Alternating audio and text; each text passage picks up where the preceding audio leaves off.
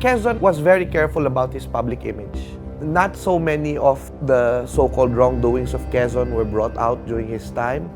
He was well loved by Filipinos. In fact, yung saving of the Jews could have been a liability. That's why if you're going to look at it, it was never in the biographies of Manuel Quezon. No one mentions it. He was very careful crafting his image. Eventually, all of these stories came out after.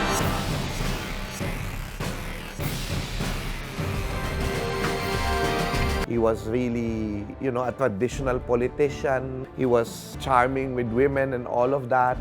But Quezon, in many times, proved that he values human life. I've heard all sorts of Quezon stories. I've never heard of him having his enemies killed.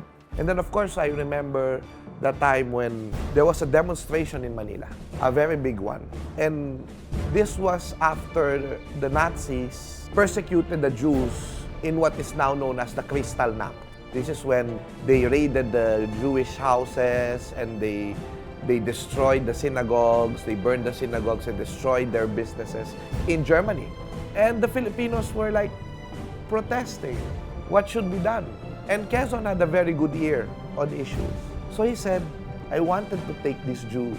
I wanted to bring them to the Philippines. But remember that this is very complicated because although the Americans allowed him to have as many people as he can let them enter in the Philippines, it's actually the more important problem dun sa pagkuha niya ng mga Hudyo would be his political career more than the Americans. Because actually, it was not true that the Americans stopped him from doing it. In fact, they did not do anything about it. They just allowed him to do it. But yung mga party mates niya, yung mga supporters niya, ang fear, baka there are so many problems of the country already. And Japan is threatening invasion of the Philippines. Why are you doing this? This Jewish problem, they're from faraway lands. But he just valued human life. Knowing how to balance conflicting interests. Knowing how to gain favor from the Americans and at the same time remain popular with the Filipinos. That's the work of a traditional politician in a liberal democracy.